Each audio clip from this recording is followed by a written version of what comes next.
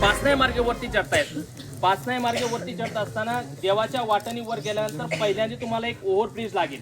एक स्ट्रीम येते त्या ठिकाणी, म्हणजे हरिश्चंद्रगड पासून बळगंगा येते आणि मुळा नदी जी आहे ती त्या ठिकाणी आजोबाच्या डोंगरावर उगम पाहून खाली येते. तर त्या ठिकाणी जो काही ब्रिज झालाय तो ब्रिज म्हणजे ती आमची आठवण आहे. कारण एका रविवारी आम्ही ज्यावेळेस आलो होतो, रविवारी आल्यानंतर असं क्लीन क्लायमेट होतं, कोणत्या प्रकारचं ढग नाही काही नाही. परंतु 3:30-4 वाजता आम्ही वर पोहोचल्यानंतर अचानक ढग भरून आलं आणि ढग भरून आल्यानंतर इतका धो पाऊस पडला. 1 तासामध्ये सगळे ओढे फुल व्हायला लागले. अंधार पडला. परत संगमनेरला पण परत जायचंय आणि मग सहज त्या ठिकाणी म्हटलं आता थांबून उपयोग नाही, कारण वरती पण निवाऱ्याची अशी चांगल्या प्रकारची सोय नाही. आणि मग खाली निघालो तर त्या ओढ्याला खूप पूर आला होता. मग पूर आल्यानंतर थोडं पाठीमागे सरकत त्या ठिकाणी खोलगट भाग कमी आहे, तिथून क्रॉस करून जाता येईल. परंतु क्रॉस करत असताना त्या ठिकाणी एका झाडाच्या फांदीच्या आधाराने आम्ही निघालो. परंतु दुर्दैवाने असं झालं की त्यामध्ये आमच्या दोघांचेही पाय सटकले आणि पाय सटकल्या पाण्याच्या प्रवाहाबरोबर आम्ही खाली निघालो. पुढे आल्यानंतर तुमच्या लक्षात असेल की हरिश्चंद्रगडला जे गेलेले आहेत तर पुढे लगेच धबधबा आहे, म्हणजे 90 डिग्रीचा अँगल त्या ठिकाणी. परंतु सुदैवानं की या अभयारण्याचा आमच्यावरती खूप मोठे उपकार आहेत, कारण प्रामाणिकपणे एक पर्यावरणाचं संवर्धनाचं काम आम्ही करतो. हरिश्चंद्रगड असेल, रतनगड असेल किंवा त्या ठिकाणी या भागातले जे काही देवदेवत आहेत यांचं एक आमच्या पाठीमागे आशीर्वाद आहेत अशी आमची भावना आहे. आणि मग पुढे आल्यानंतर एक फांदी परत आडवी आली, त्या फांदीला पकडून आम्ही क्रॉस झालो आणि तिथून पुढं थोडी काळजी घेण्याचा प्रयत्न केला. परंतु काय होतं, जरी मनात किती ठरवलं तरी अशा प्रकारच्या रिस्क घेतल्याशिवाय नंतर चांगल्या गोष्टी या आत्मसात करता येत नाहीत. ते काय अनुभव जे आहेत ते अनुभव त्या ठिकाणी अनेक गोष्टी आहेत, परंतु वेळेचा विचार करून मी या ठिकाणी थांबतो. धन्यवाद. रामकृष्ण. मित्रांनो आलं आता देवराईवरून, जेवढं बघितलं तेवढं झालं, काही विषय नाही. आता आलं जर जेवण वगैरे करतो नाही का, पाऊस सगळे थांब. मला आज असं पटलेलं नाही, कारण की याने मला आज ब्लॉग मध्ये घेतलं नाही. हा कंटिन्यू एका माणसासोबत फिरत होता. तर मी आज तुझ्यासोबत फिरल्याने काय प्रॉब्लेम आहे का भाई? मी आज सोबत बोलणार नाही, विषय मित्रांना जेवण वगैरे करतो नाही का, आराम करतो. मित्रांनो आलो आम्ही वापस परत नाही का. कुठे गेलो तर आपण देवगिरीला गेलो होतो, तिथून आलो. देवराईला गेलो होतो, तिथून आलोय आता. तर आता फ्रेश वगैरे झालं, आता जेवणाची वेळ आहे, जेवण वगैरे करतो. मस्त वाटलं वगैरे नाही तिकडे जाऊन. जरा सरांनी आम्हाला माहिती दिली जरा झाडांबद्दलची. तिथं जाऊन ना ते स्कॅनर लावलं काहीतरी झाडांना, ते झाडाचं स्कॅन केलं ना ते झाडाची पूर्ण माहिती मिळणार मित्रांनो तुम्हाला. तर आलं कधी इकडं रतनवाडीला तर तिथे जाऊन नक्की भेट द्या.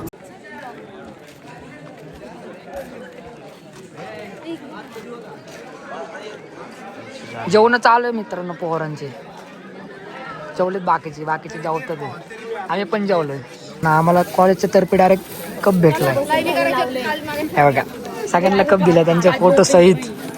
माझी पिशवी काढा ना कोणतरी, हळू फोडून टाका. हे बघा माझा कप, मस्त वाटतंय. इथं कोण येणार माहिती का, सयाजी.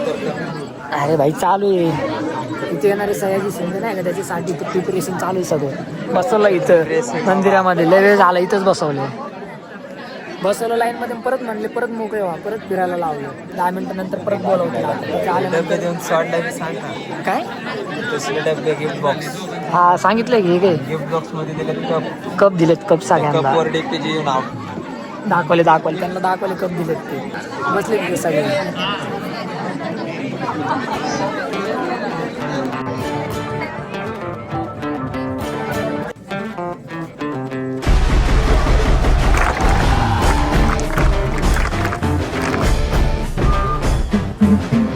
चार दिवस एकत्र जरा अवघड काही कामं शिकतात करतात.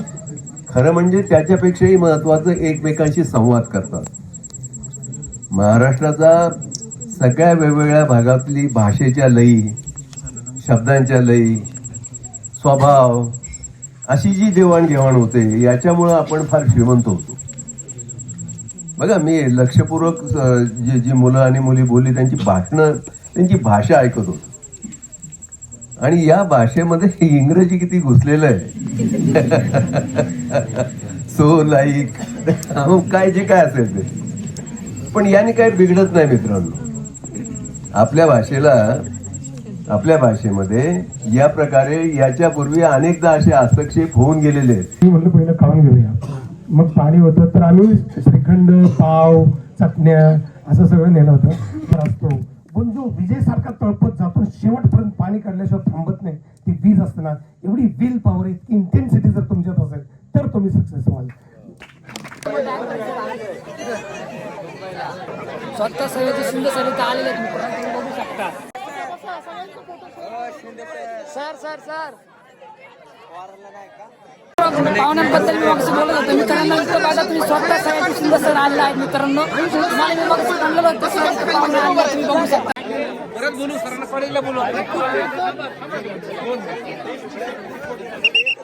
बस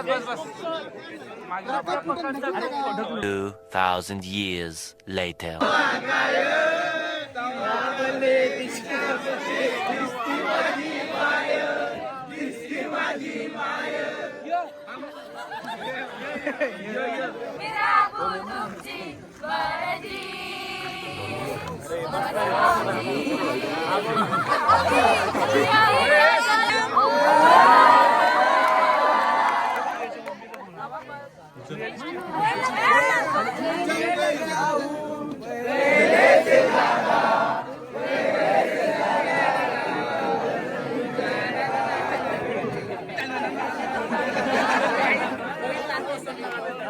खूप शिकायसाठी आणले इकडं पोरं आमचे घडले, जागा नाही भेटली पोरी बस मध्ये रडले, ट्रेकिंग करायला गेलो घसरू घसरू काही पडले, आनंदाचं ट्रेक कुतू गड चढले, पहिल्या भेट वाटलं पोरं आहेत सगळे वक्ते, सोबत राहून कळलं त्यातलं कोणच नव्हतं कपटे, समजूतदार सगळे समजून गेलं सगळं काय, बोलायला माझ्याकडे बोलू काय, जागा नव्हती घरात ऍडजस्ट करून झाले पॅक, थंडी असली खाऊन चादर अंगात डोक्यात बॅग, जेव्हा सगळं सोबत रेंज नाही कराय टॅक, थोडी मस्ती वनस्पती बघाय निघली सगळी गँग, जंगलामधून निघली सहल नवीन दिसलं सगळं जग, माकडं दिसले टोकावर खूप छान दिसलं ढग, पाणी प्यायला बॉटल्या आंघोळीला तेच मग, नदीत मारली सूर कडून झालो सुती रग, सहभागी गँग सोबत होती माझे मित्र, आनंदात पडले डोळे मगून निसर्गाचे चित्र, अतिथीची इज्जत भेट द्यायला होतं कुत्र, शिक्षकांचा सपोर्ट सोबत काय वाटलं नाही विचित्र.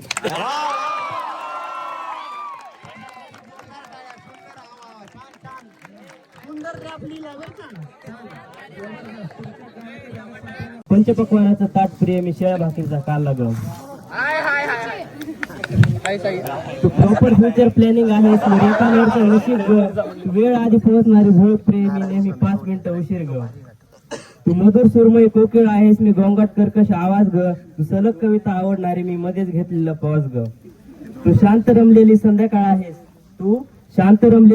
आहेस मी भर उन्हाचा त्रास ग, तू रिमझिम पडणारी बरसात प्रिय मी हवामान खात्याचा अंदाज ग, तू आता सुगंध आहेस मी उगाच श्वासांना त्रास ग, तू वर्गामधली टॉपर प्रिय मी 2 विषय बॅग ग.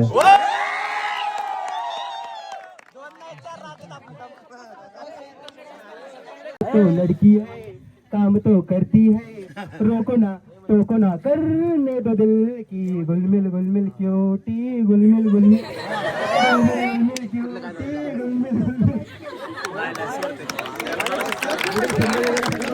One eternity later. आता आम्ही निघालो डायरेक्ट घरी रिटर्न. असं वाटलं मला एक नंबर भाई मित्रांमुळे मजा आली आणि आता क्वालिटी रॅप करतो ना भाई डायरेक्ट जागेवरतीच बनवतो. मित्रांनो आम्ही आत्ताच कॉलेजमध्ये पोहोचलोय. हे बघा बसून त्या आणखीन इथेच आहे. आमचा 4 दिवसाचा उपक्रम संपला आहे मित्रांनो.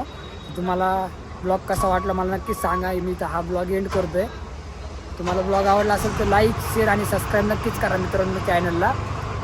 तर भेटूया तुम्हाला नेक्स्ट ब्लॉगमध्ये. धन्यवाद.